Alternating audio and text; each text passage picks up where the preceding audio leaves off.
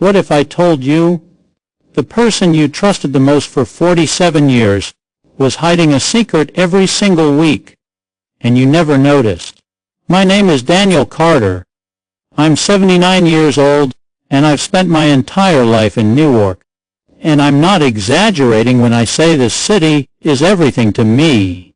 It's my love, my memories, my whole life.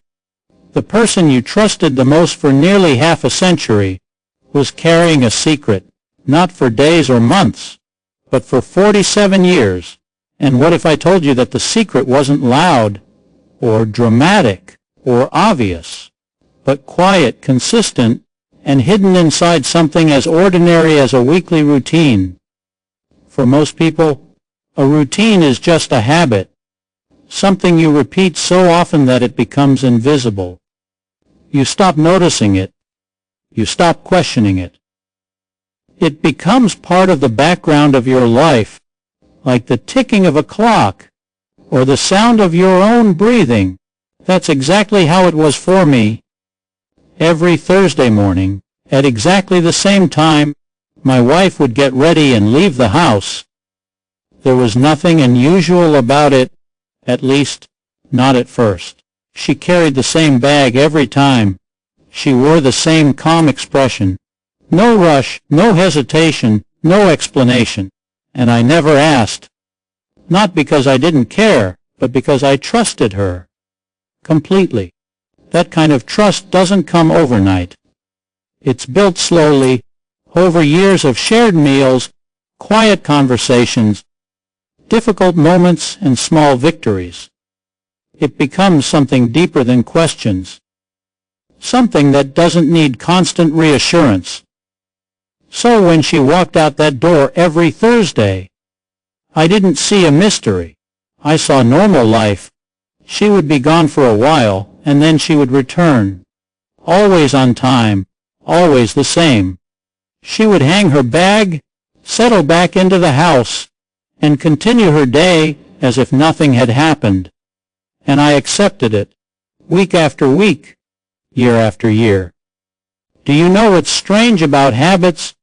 The longer they stay, the less you notice them. What might seem unusual to an outsider becomes completely ordinary to you. Your mind stops asking, why? Because it feels like it already knows the answer, even when it doesn't. That's what happened to me. I never once followed her, never once checked, never once stopped her at the door and said, "Where are you going?" Not even out of curiosity, because when you believe you know someone completely, you don't expect surprises. But life has a way of proving you wrong.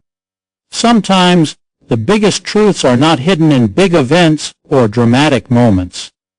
Sometimes they are hidden in the smallest, quietest details, the ones you see every day but never truly look at. Looking back now, I realize something that I didn't understand back then. It wasn't just a routine. It was a promise, a commitment, a story unfolding quietly, right in front of me for 47 years. And I never saw it, not once.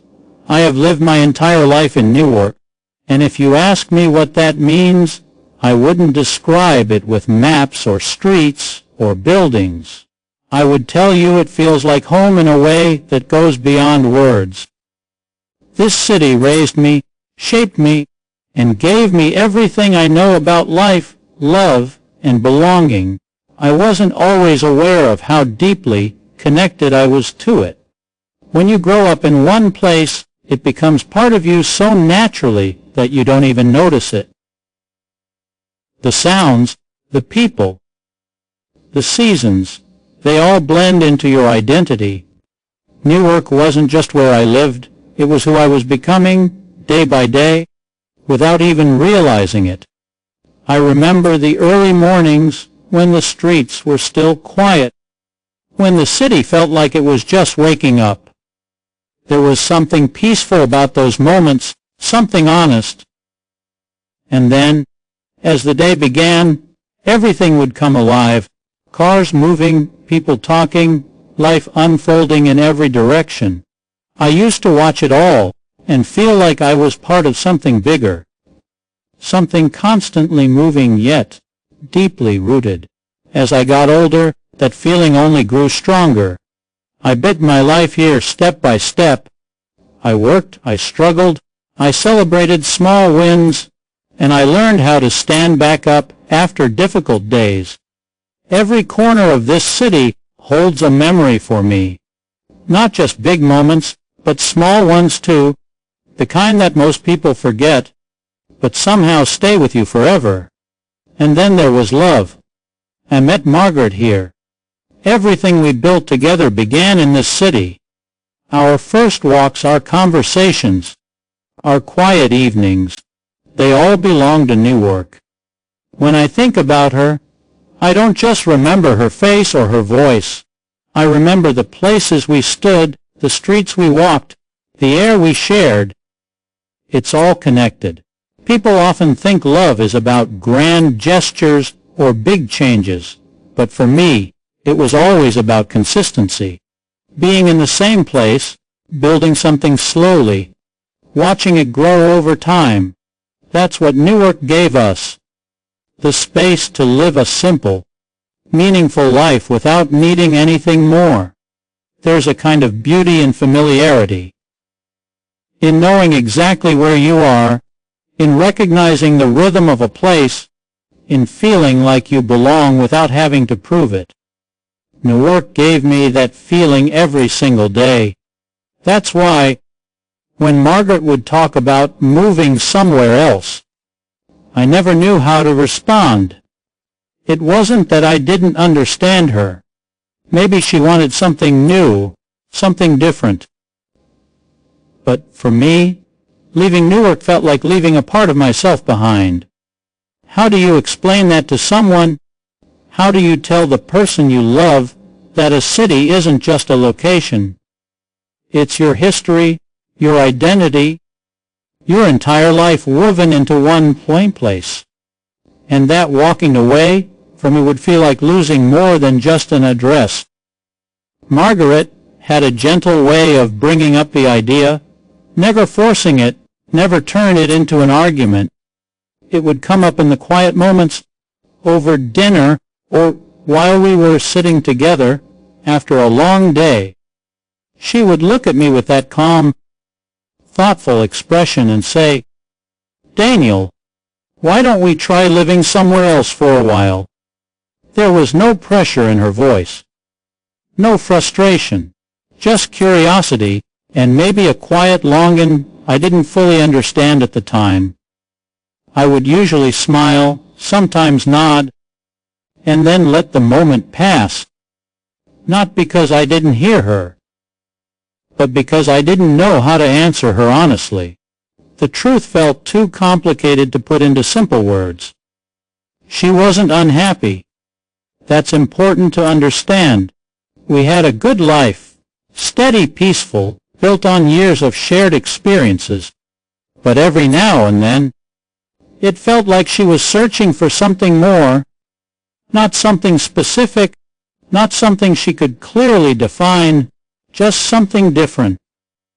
Maybe she wanted change. Maybe she wanted to see what life looked like beyond the streets we already knew so well. Maybe she just wanted to feel that sense of newness again. The kind you only feel when you step into the unknown. And I understood that, at least in theory. But for me, the idea of leaving didn't feel like an adventure. It felt like a loss. I had spent my entire life building something in one place. Every memory, every step, every part of who I was, it all belonged here. The thought of starting over somewhere else didn't excite me. It made me feel disconnected, like I would be leaving behind a version of myself that could never exist anywhere else. Sometimes she would bring it up in a lighter tone, maybe somewhere warmer. She'd say, half smiling, or, "Just imagine waking up somewhere completely new." She wasn't trying to convince me. She was just sharing a thought, letting it exist between us. And every time I would respond the same way, quietly, gently avoiding a real answer. Looking back now, I realized something I didn't fully see then. She wasn't asking for a decision. She was asking to be understood. She wanted me to step into her perspective, even for a moment, to see the possibilities she was imagining, to acknowledge that maybe, just maybe, there was a part of life we hadn't explored yet. But I stayed where I was, comfortable, certain, rooted. I never told her how deeply I felt tied to this place. I never explained that leaving wasn't just about changing a house or a city. It felt like changing who I was. And maybe she never fully told me why she kept bringing it up either. That's the thing about long relationships. You learn how to live together. But sometimes you stop asking the deeper questions. You assume you already know everything there is to know. We loved each other. There was no doubt about that. But love doesn't always mean you understand every quiet thought the other person carries. Sometimes it just means you learn how to live beside it without ever truly seeing it. The truth is, our life was never built on big, dramatic moments. It was built on small things, repeated, familiar, almost invisible to anyone looking from the outside. But to us, those small moments were everything. We didn't need excitement to feel alive. We found joy in simplicity. A quiet walk, a shared cup of coffee, a long conversation that didn't need a purpose. Those were the things that held us together. Over time, those moments became the foundation of our relationship. There were days when we would just step out of the house without any real plan. We would let the city guide us. Sometimes we would end up at the Newark Museum of Art, walking slowly through the galleries, stopping in front of paintings that neither of us fully understood, yet somehow felt connected to. We didn't rush. We didn't try to explain everything. We just stood there, side by side, sharing the silence.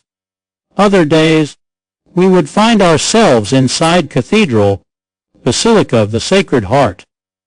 There was something about that place, the high ceilings, the colored light filtering through the stained glass, that made everything feel calmer.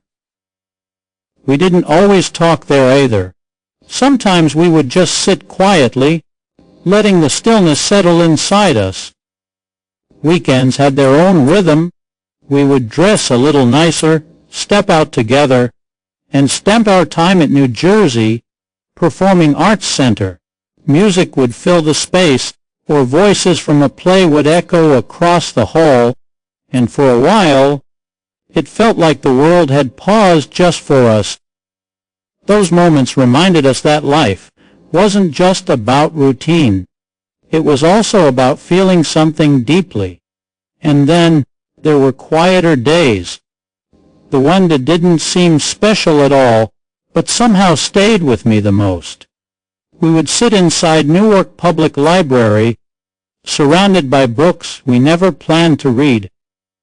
Sometimes she would flip through pages. Sometimes I would just watch people moving through the aisles. We didn't need to fill the silence. Being there together was enough. What made those moments meaningful wasn't what we did. It was how we did it. There was no pressure, no need to impress each other, no expectations. We were simply present. That's something people don't talk about enough. The comfort of being understood without speaking. The kind of connection where silence doesn't feel empty, it feels full. I didn't realize at the time how rare that was. I thought everyone had this. I thought this was just what life looked after years of being together. But looking back now, I understand something I didn't see then. Those ordinary days weren't ordinary at all. They were quiet proof of a love that didn't need attention, didn't need validation, didn't need to be explained. It just existed steady, patient, and real. There are places in a city that become more than just locations. Over time, they turn into markers of your life, holding pieces of your memories, your conversations, your emotions. For us, those places weren't just spots on a map. They were part of our story. We didn't need to travel far to feel like we were exploring something meaningful. Everything we needed was already around us. The streets, the buildings, the parks. They all carried a kind of familiarity that made every visit feel personal. We often found ourselves returning to the same places, not because we had no other options, but because those places felt like they belonged to us. Like they remembered us the same way we remembered them. Walking through the Newark Museum of Art never felt repetitive. Every visit was different, even if the paintings hadn't changed. Sometimes we would spend more time in one room than another. Sometimes we would just walk through quietly, letting the atmosphere do its work. It wasn't about the art itself. It was about how we experienced it together. Then, there was Cathedral Basilica of the Sacred Heart. That place had a presence. You could feel the moment you stepped inside. The light, the space, the silence, it all created a kind of calm that stayed with you, even after you left. We didn't go there for any specific reason. We just knew it made us feel grounded. The energy changed completely when we went to New Jersey Performing Arts Center. That place was alive in a different way, full of sound, movement, emotion. It reminded us that life wasn't only about quiet reflection, but also about feeling something deeply and sharing that experience with others. And yet, some of the most meaningful moments came in places where nothing seemed to be happening at all. Sitting inside Newark Public Library, surrounded by rows of books, we would lose track of time without even realizing it. It wasn't about reading or learning. It was about being still, about existing in a moment that didn't ask anything from us. The heart of the city, Four Corners, historic district, had its own kind of rhythm. It was busy, always moving, always changing. We would stand there sometimes, just watching everything unfold. Cars passing, people rushing, conversations overlapping. It felt like standing in the middle of life itself. And when the day slowed down, we would go to Harriet Tubman Square. That place had a different feeling, calmer, more reflective. We would sit there in the evenings, watching the light fade, listening to the distant sounds of the city, feeling like time had softened just a little. But nothing compared to spring in Branch Brook Park. When the cherry blossoms bloomed, everything looked different. Softer, lighter. For a few moments, it felt like the world had paused, like nothing else mattered except that quiet beauty around us. Those places weren't just part of the city, they were part of us. For most of our life together, there was one pattern that never changed. Every Thursday morning, at exactly the same time, Margaret would get ready, pick up her brown bag, and head for the door. It didn't matter if it was raining, snowing, or one of those cold mornings when the whole city felt slower. She followed that routine with a quiet consistency I never questioned. At first, I remember noticing it in a casual way, the way you notice something new before it blends into the background. She would move through the house with a calm focus, already knowing what she needed to do. There was no rush in her steps, no sign of hesitation. It looked simple, ordinary, almost too ordinary to matter. She never explained it, and I never asked. That might sound strange to some people. After all, 47 years is a long time to ignore a repeated pattern. But the truth is, when you live with someone for that long, you stop looking at everything as a mystery that needs to be solved. You begin to accept things as they are, especially when there's no reason to doubt them. And I had no reason to doubt her. Trust, when it becomes deep enough, changes the way you see things. It removes the need for constant questions. It replaces curiosity with comfort. I believed I knew her completely, not just the parts she showed, but the parts she didn't need to explain. So every Thursday, I watched her leave without really watching. Sometimes I would be sitting at the table, finishing my coffee. Other times I'd be by the window, looking out at the street. I would hear the door open, then close, a quiet, familiar sound, and just like that, she was gone for a while. An hour later, maybe a little more, she would return, always calm, always composed. She would hang her bag in the same place, take off her coat, and continue her day as if nothing had happened.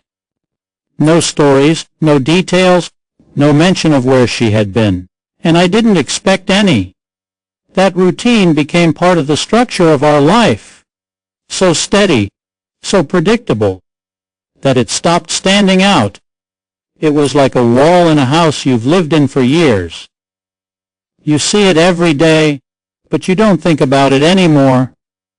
Looking back now, I realize how easy it is to overlook something simply because it never changes.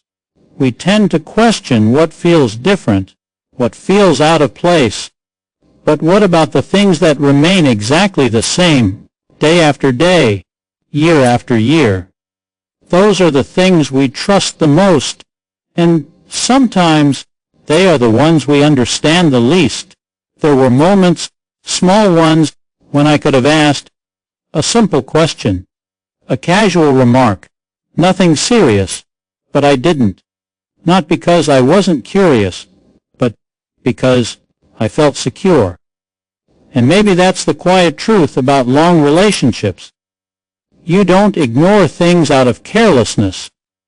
You ignore them because you believe there's nothing there to find. The day she died didn't arrive with any warning. There was no dramatic moment, no final conversation that felt different from the others. It was just another morning, quiet, ordinary, almost forgettable in every possible way. The kind of morning we had lived through hundreds of times without thinking twice about it. I remember waking up slowly, the light just beginning to come through the window. The house felt still, but not in a way that seemed unusual. Silence had always been a part of our mornings. I didn't rush. There was no reason to. For a few moments, everything felt exactly the same. And then, without any clear reason, something felt off. It's difficult to explain that feeling. It wasn't loud or obvious. It didn't come with fear or panic. It was subtle, like something in the air had shifted slightly. The kind of feeling you almost ignore, because it doesn't make sense. I called her name. No answer. At first, I didn't think much of it. Maybe she was still asleep. Maybe she hadn't heard me. I walked through the house slowly, expecting to see her in one of the usual places. But she wasn't there. When I finally reached the bedroom, everything changed in a way I still struggle to put into words. She was lying there, peaceful, still, as if she had simply drifted into a deeper kind of sleep. For a moment, I just stood there, not moving, not thinking. There are moments in life when your mind refuses to accept what your eyes are seeing. when reality feels distant, almost unreal. That was one of those moments. I caught her name again, a little louder this time. Nothing. I stepped closer, slowly, like I was afraid that even the smallest movement might break something that couldn't be fixed. I reached out, touched her hand, and that's when I understood.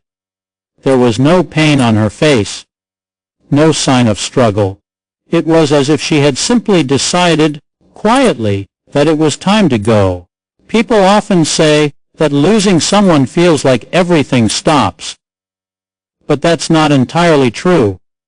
The world doesn't stop. That's the hardest part. The light outside keeps moving, cars pass by. Somewhere, people are laughing, talking, living their lives. Everything continues exactly as it was except for you. Inside that house, time felt different. The silence was no longer peaceful. It was heavy, unfamiliar, final. I don't remember exactly how long I stood there. Minutes, maybe longer. Time didn't feel real in that moment. It stretched in a way that made everything blur together. Eventually, I did what needed to be done. Calls were made. People arrived. Voices filled the space that had once been ours. Questions were asked. Arrangements were discussed. But none of it felt real. It all felt like something happening around me, not to me. Because a part of me was still standing in that room, still waiting for her to open her eyes, to say something, to bring everything back to the way it had always been. But that moment never came. And deep down, I knew it never would. The weeks after the funeral passed in a slow, uneven way, not painful in a sharp, overwhelming sense, but heavy, like carrying something you couldn't put down. The house felt different. Not empty exactly, but quieter in a way that made every sound stand out. Even small things, like a chair moving, or a cup being placed on the table, felt louder than they used to. At first, I avoided touching her things. Everything was still where she had left it. Her clothes, her shoes, the small objects she used every day, they all remained exactly as they were, as if she might walk back in at any moment and continue her routine. There was a strange comfort in that illusion, even though I knew it wasn't real. But eventually, time forces you to move forward, even when you're not ready.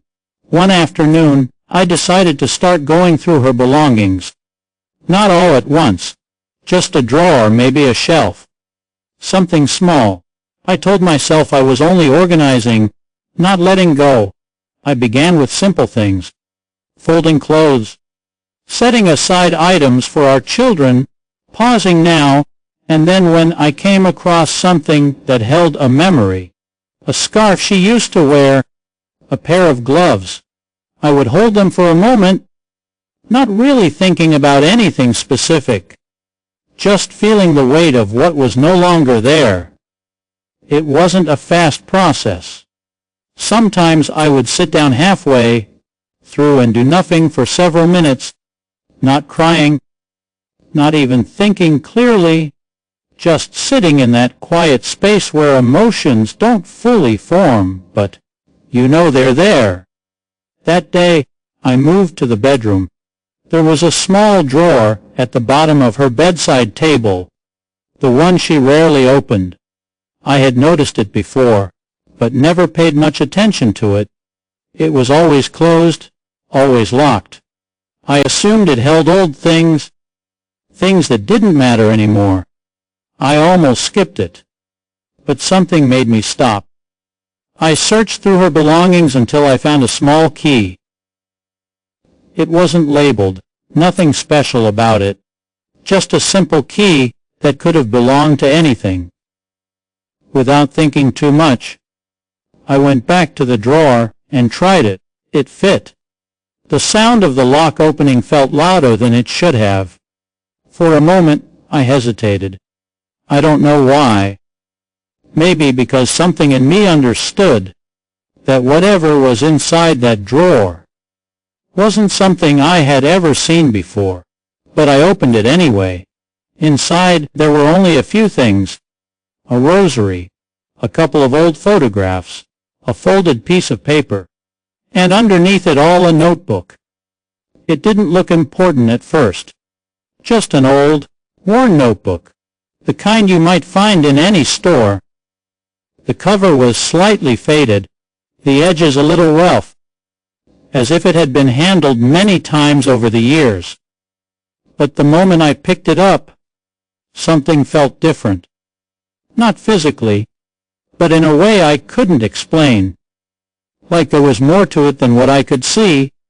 I opened it slowly. The first page was filled with numbers, dates, letters written neatly beside each line. I turned the page. More of the same. And then another. Page after page the same careful handwriting, the same pattern repeating over and over again. At first it didn't make sense. It looked like records, calculations, something organized, deliberate. But why would she keep something like this hidden? And why did it feel like I was looking at something I was never meant to find? At first, the numbers didn't mean anything to me. They were just lines on a page, dates, amounts, small letters written beside each entry in Margaret's neat, familiar handwriting. I flipped through a few pages, then a few more, expecting to find some kind of explanation, a title, anything that would tell me what I was looking at. There was nothing, just the same pattern repeating over and over again. I sat down at the edge of the bed, the notebook resting in my hands, and began to look more carefully. I started from the first page and moved slowly, line by line, trying to understand the structure. The dates went back decades, farther than I expected. The amounts changed from entry to entry, sometimes small, sometimes surprisingly large, and beside each one, a single letter. At that point, it still felt like a puzzle with missing pieces. But I've spent my whole life paying attention to details. You learn that when you work with your hands, when you build things, when you understand that even the smallest crack can mean something deeper. So I did what I had always done when something didn't make sense. I stayed with it. I went to the kitchen, sat down at the table, and brought the notebook with me. I grabbed a pen and a piece of paper, and I started adding the numbers. Slowly at first, then more carefully, double-checking everything. I didn't rush. I didn't want to make a mistake. Minutes passed, then more. The house was completely silent. I kept going, page after page, entry after entry, adding, verifying, starting again when something didn't feel right. And then, finally, I reached the end. I looked down at the total I had written. $15,000. For a moment, I thought I had made an error. The number didn't feel real. It didn't match anything I knew about our life, about our finances, about anything we had ever discussed. So I did it again, slower this time, more carefully. The result didn't change. $715,000. I leaned back in my chair, staring at that number, trying to understand how something like this could exist without me ever knowing about it. We had shared a life, shared decisions, shared responsibilities. Or at least, that's what I believed. But this was something else. This was years of something I had never seen. I went back to the notebook, flipping through the pages again, this time looking for patterns. The letters beside the amounts started to stand out more clearly now. They weren't random. They repeated in a way that felt intentional. Some appeared more often than others. It wasn't just a record. It was organized, carefully maintained, deliberate. I began to notice how consistent it all was. The entries were spaced out in a way that suggested routine, not occasional, not accidental. This had been happening regularly for years. That realization hit differently, because it meant this wasn't a one-time decision. This wasn't something small or temporary. This was something she had committed to, something she had carried with her quietly over decades. And somehow, through all those years, I had never seen it. Not even a glimpse. Once the shock settled enough for me to think clearly, I knew I couldn't stop at just the numbers. A total like that doesn't exist without a story behind it. And whatever that story was, it had been hidden in plain sight for most of my life. I closed the notebook for a moment, resting my hand on its cover, as if it might somehow reveal more just by sitting there. But it didn't. So I began to search. Not in a frantic way, not like someone looking for proof of something wrong, but like someone trying to understand something incomplete. There's a difference. I wasn't looking to accuse her of anything. I was trying to fill in the spaces that had suddenly appeared in what I thought was a complete picture. I started with the bedroom. Drawers, shelves, old boxes, places where things collect over time. I moved slowly, carefully, opening one thing at a time, paying attention to details I might have ignored before. Most of what I found was ordinary. Clothes, small personal items, memories folded into objects that had no secrets attached to them. But I kept going. There was a coat she hadn't worn in years, tucked away toward the back of the closet. Something about it made me pause. Maybe it was the way it had been placed there, or maybe I was just more alert now, more aware that anything could matter. I reached into the pocket. Nothing. Then I checked the inside lining, running my fingers along the fabric. That's when I felt it. A slight difference in texture, almost unnoticeable, unless you were looking for it. I pressed gently and found a small opening, carefully hidden. Inside, there was a folded piece of paper. I pulled it out slowly and unfolded it on the bed. It was a bank statement, not from any account I recognized.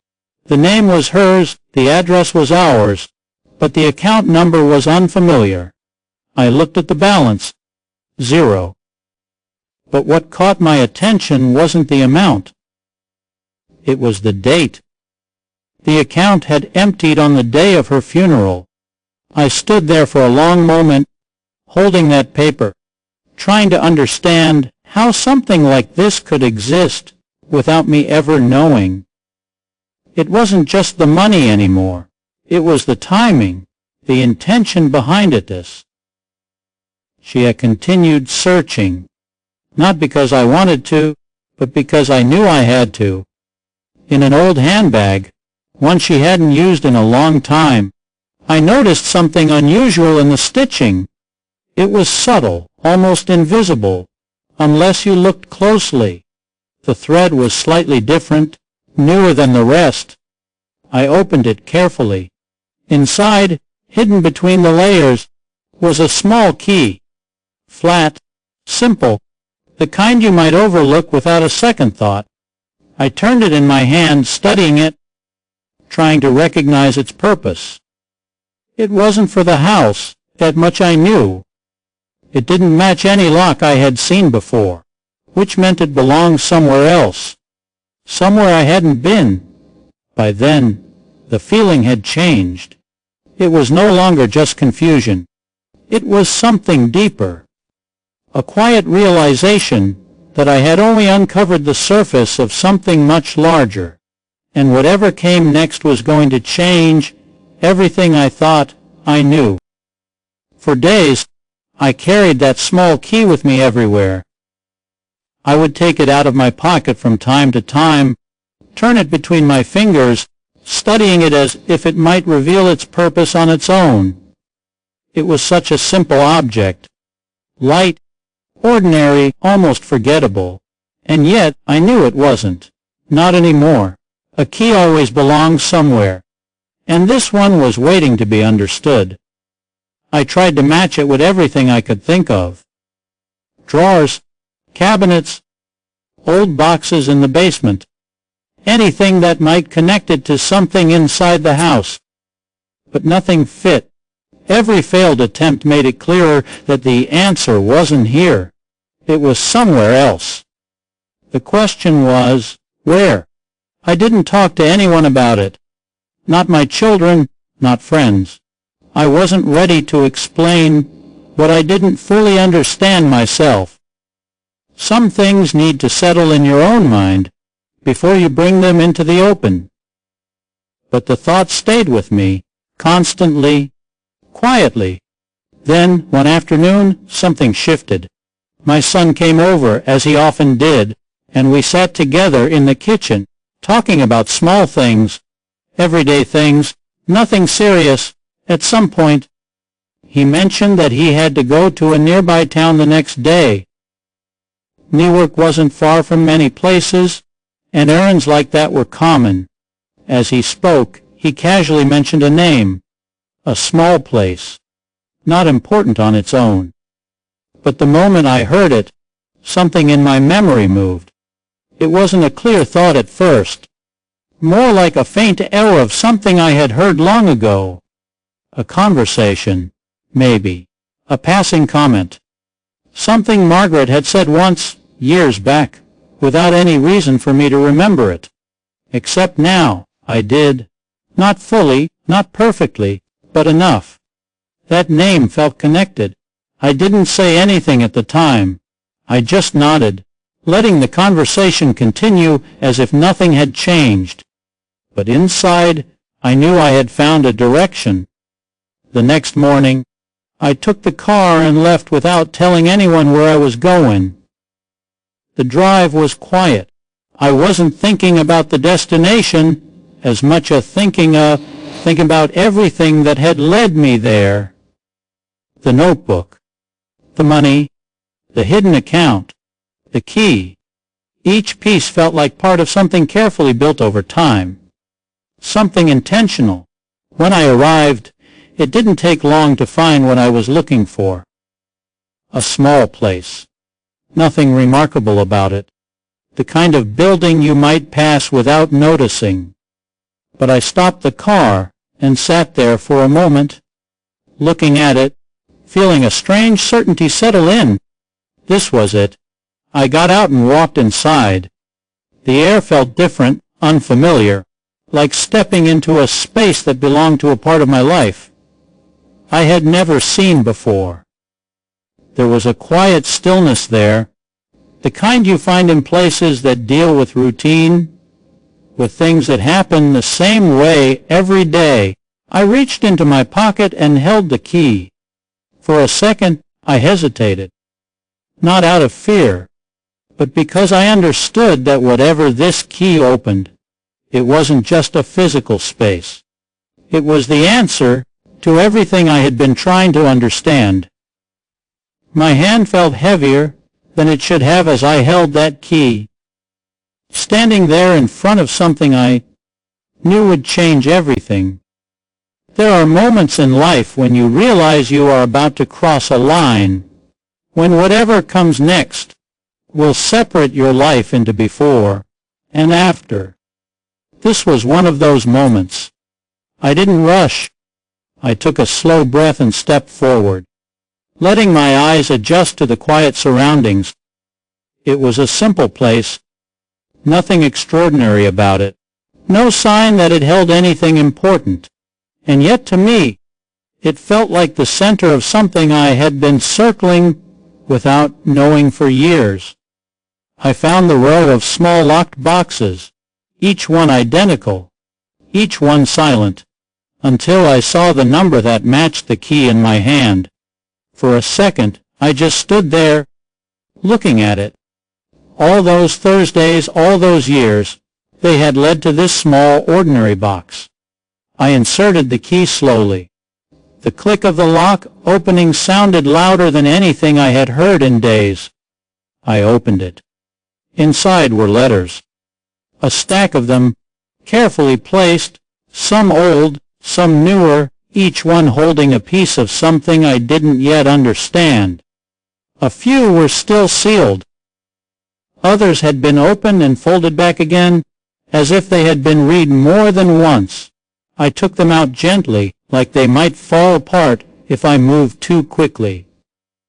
Then I stepped outside and sat in my car. For a moment, I didn't open any of them. I just sat there, holding them in my hands, feeling the weight of what they represented. Not just paper, not just words. Decades. A life I had never seen. Finally, I opened the first letter. The handwriting was unfamiliar. The tone wasn't. It was warm, personal. Close in a way that didn't need explanation. The kind of writing that only exists between people who share something deep, something that doesn't need to be explained every time. I read the second letter, then the third. Each one pulled me further into a truth I hadn't known existed.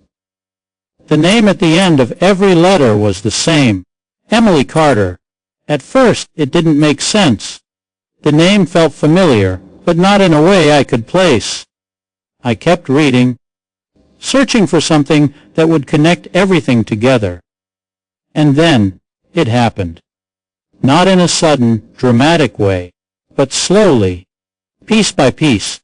A sentence here, a detail there, until the truth began to take shape in front of me. Emily wasn't just someone Margaret knew. She was someone Margaret loved, in a way that went beyond friendship, beyond anything ordinary. I kept reading, my hands steady, but my thoughts moving faster than I could control. The letters spoke of gratitude, of support, of a presence that had been there for years without ever being seen. And then one line stopped me completely. I never met my mother, but she gave me a life. I didn't read past that right away. I couldn't, because in that moment, everything I thought I knew rearranged itself into something else entirely. Margaret had a daughter. Before me, before our life together, and she had carried that truth alone for decades, not abandoning it, not forgetting it, but protecting it in the only way she knew how, through silence, through sacrifice, through a love that never stopped, even when it had no place to be seen. And as I sat there, holding those letters, I realized that the woman I thought I knew completely had lived a whole other story beside mine, a story just as real, just as deep, and just as full of love. And if this story touched your heart, if it made you feel something deep inside, then don't forget to subscribe to the channel, turn on the bell icon, so you never miss another story like this. Your support truly means a lot, and it helps keep these real emotional stories alive for everyone who needs to hear them.